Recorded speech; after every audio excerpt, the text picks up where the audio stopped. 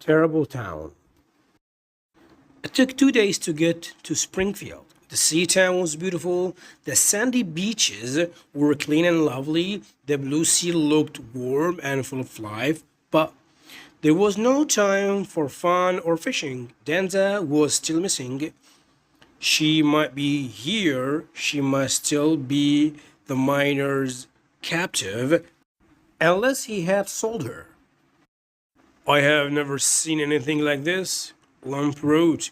When we find Denza, we should move here.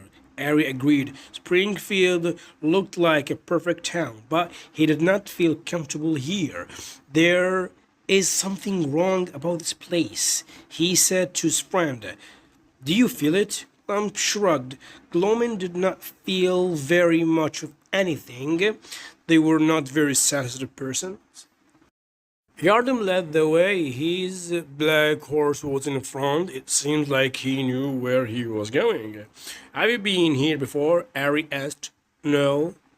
Where will we begin our search? Yardem waved to Sadida. Sadida rode his horse closer to his leaders. What is it, my lord? Sadida asked Yardem. All in yellow pointed to Ari. Tell this slew where we are going. We are going to slave market, the scarred man said. Your friend Denza will be there. How do you know that? Ari asked. He knows, Ekin said, because he's smart. Ari was getting scared. He did not like the feeling he had. And how do you know where the market is? You said you have never been here. Suddenly, I realized he had not seen any people in Springfield. But then he saw someone, a pale miner, no, a group of miners. He looked in the window of a building. There were miners inside. Far away, he saw a miner riding a small horse. No, it was a donkey. Sorry, Yardem said, but we have not been honest with you. He pointed to the left. Not very far away, Ari saw a large fenced area. It looked like a big cage for animals. Inside the cage were many slews and other creatures. They were being held captive. This beautiful town has the largest slave market in the West. Yardem said, we bring many slews here. You can see them there. And look, there is your friend. Denza, Ari yelled. Denza was in the cage. She was alive, but prisoner. You work with the miners, Ari said. You are helping them? Sometimes, Yardem said. We bring them a slew or two when we are going to Springfield to buy guns. The miners make very good guns, don't they, Ekin? The best, Ekin said, pointing a very good gun at Ari. Humans put Ari and Lump in the cage. Denza ran over to greet them. I thought I would never see you again, she said. I am sorry. This is my fault. No, don't say that, Ari said, hugging her. He looked around. There were at least 100 slews in the prison. How long have you been here? He asked one of them. Not long, the young slew said. They will sell us today.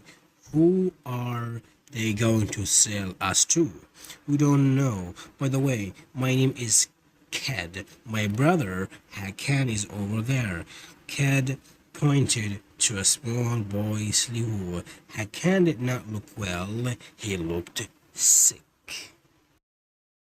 We have to escape, Ari said. He seemed to be one of the oldest slews in the cage. Lump, what can we do to get out of here? Lump frowned. He wasn't a fighter.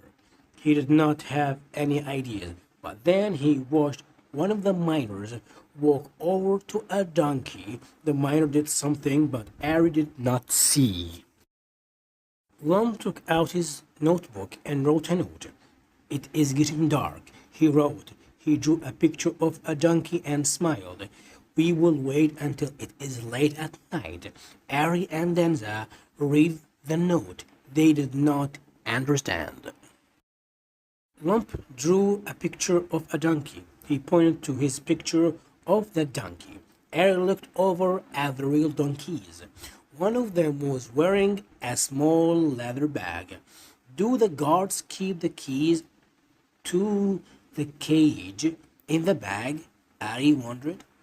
Then they looked at Yardim and his man, who were talking to some miners. The humans were laughing.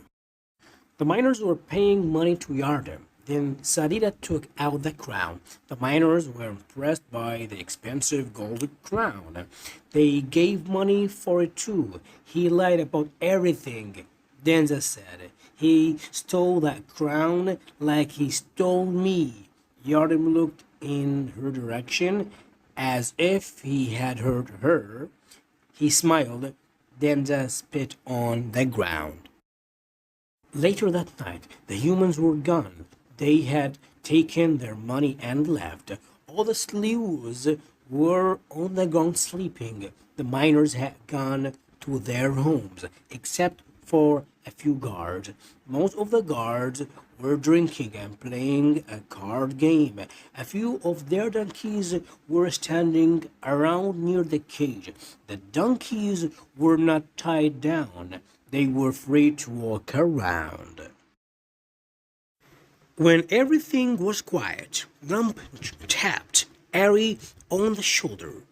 Ari tapped Denza and Cat. None of them were really sleeping. They were pretending. Slowly, all of the slaves got up. Lump, the glow man, held out the palm of his hand. His hand was glowing with a small red light. He waved his hand at the donkeys, and they looked at it very carefully. They walked over to see what the light was, like all glowmen. Lump was very good with animals. They loved him, and he loved them. The donkeys were not afraid of Lump. They walked over to stand next to him. He reached out his arm and took the bag of the donkey. The key was inside the bag. He gave it to Ari, and Ari quickly unlocked the cage. The guards were taking a nap. Ari and Yinza quietly took their weapons and gave them to other slaves. They gathered all the donkeys and slowly walked away from the cage. They were very quiet as they escaped Springfield.